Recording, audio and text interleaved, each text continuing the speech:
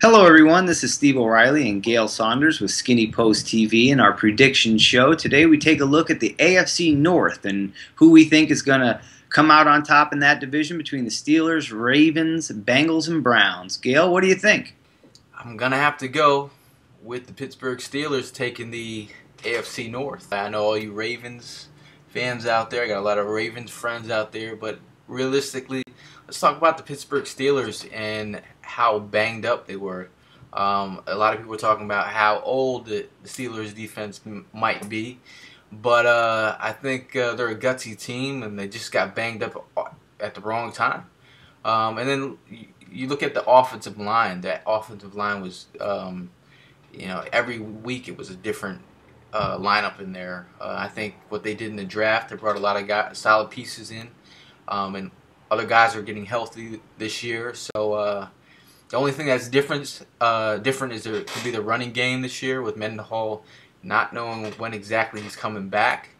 But I think hopefully they get Wallace in camp.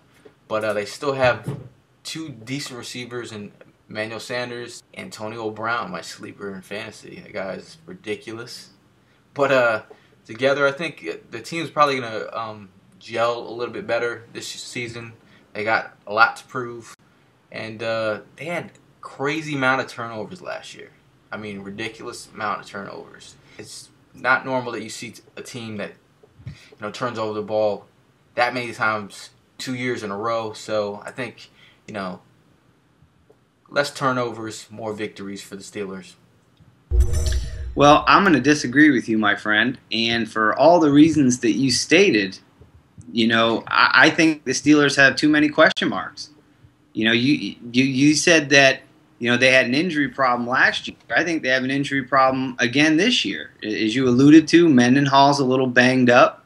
We don't know when he's coming in. Mike Wallace, question mark. Ben Roethlisberger has a small tear in his rotator cuff. That was. Hey, he's the one that came out and admitted that he had a small tear. And listen, how many players have small tears in their rotating cuffs? Right now, he's fine. But one good shot to the arm while he's in a throwing motion, and that hair will rip more. Trust me, I've had shoulder surgery. It doesn't tickle. It's not fun, especially when you're throwing the ball all year long, and the running game may suffer. You don't know what's going on with Casey Hampton. Is he going to be the guy that dominates the middle of that 3-4 like he always has? I mean, they've gone out and tried to get some guys that can come in behind him if need be. And I just think that the Baltimore Ravens are the team to beat in the AFC North because they've got their key pieces. Ray Rice is signed, right? He's happy. Right, right. Okay. We'll wait till you get the defense, but keep going. Flacco has to prove, something this year, so he's going to come out wanting to put up big numbers to get that big contract.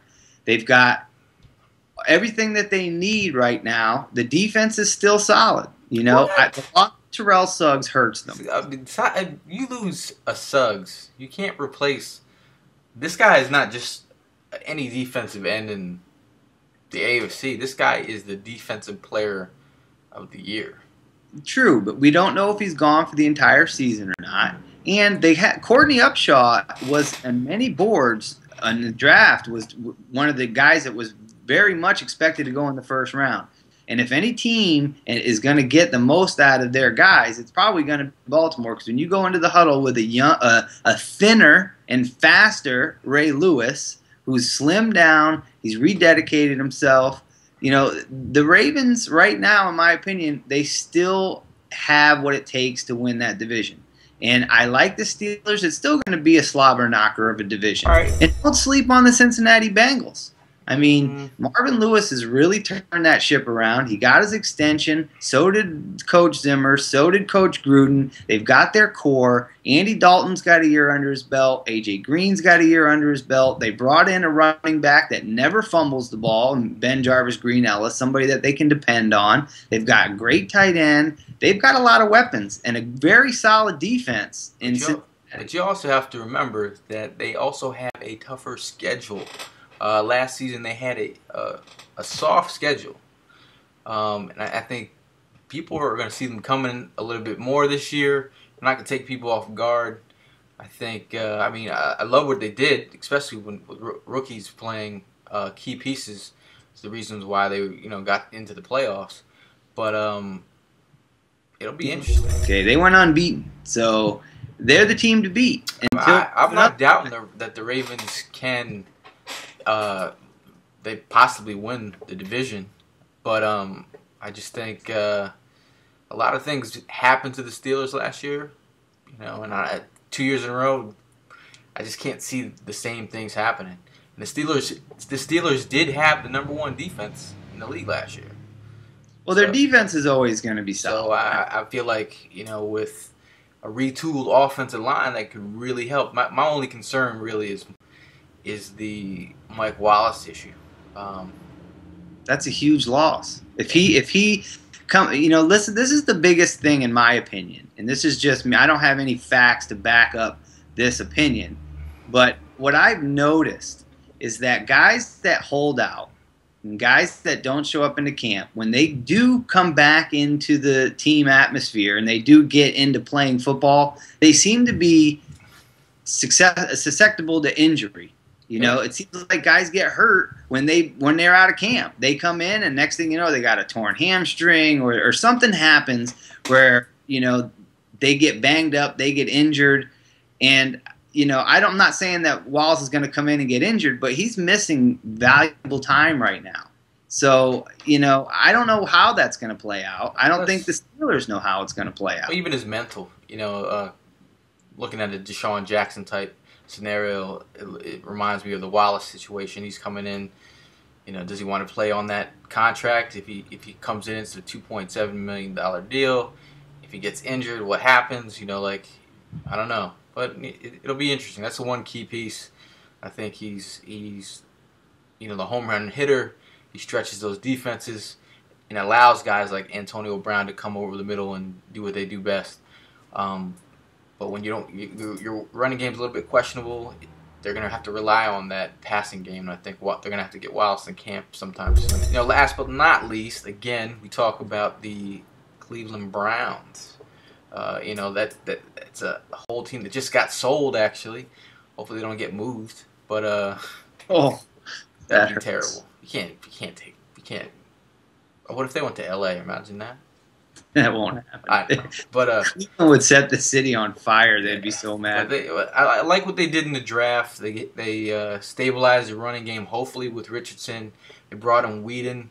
Ward out of camp. Whedon looks a lot better than McCoy right now.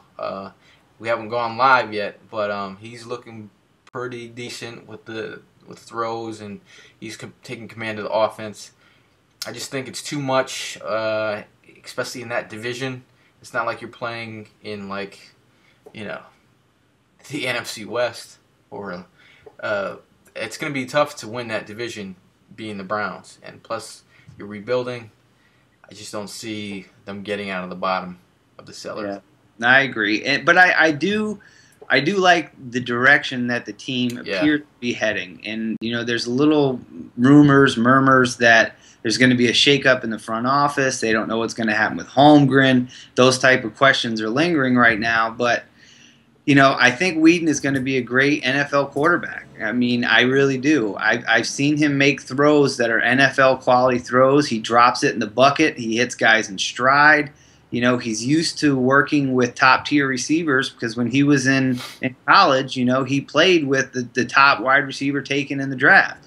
So, he knows he's wise because he's a little older. He's not a 21 or 22-year-old guy. He's a 28-year-old, man that's coming in. Grown-ass man. Yeah, he's going to be 29 soon. He's mentally ready to handle, this challenge. And I think that with Richardson on board, it's going to take some pressure away because Richardson is a rare talent at running back. He really is special. And I think that he's got a great chance of being the Offensive Rookie of the Year this year. And I just see the Browns getting a nice nucleus together, but they're a few years away from competing with the likes of the Ravens, the Steelers, and now even the Bengals, who have turned their ship around. They made the playoffs last year. The Bengals did, and I look for them to be competitive. I'm I'm not going to discount them from being right in there to compete, because I really have a lot of faith in Marvin Lewis as a coach. Yeah, big shout out to the Browns. Even though I picked you to finish up last, it's a team that I root for just to see do well, especially for the Browns fans and an organization that has a fan base who loves their team no matter what. It's blood, sweat, and tears in Cleveland, and I really hope the Browns get back to where they used to be. And I would love to see Richardson do some crazy things this year. Yeah, I think he will. Well, that's the AFC North predictions and wrap up. For Skinny Post TV, I'm Steve O'Reilly. That's Gail Saunders. We're giving you the Skinny 24/7.